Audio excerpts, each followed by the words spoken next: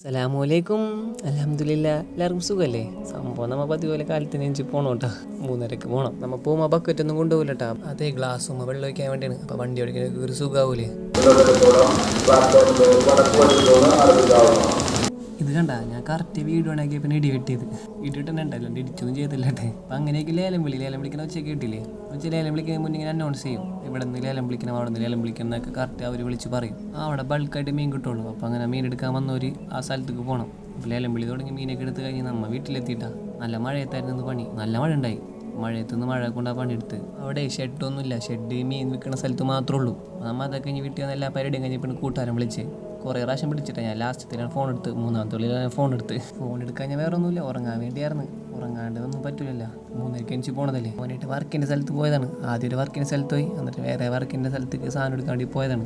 ഇതെന്തിൻ്റെ ഫാക്ടറിയാണെന്നറിയോ? എന്തായാലും മിക്ക ആൾക്കാർക്കും ഇത് അറിയായിരിക്കും.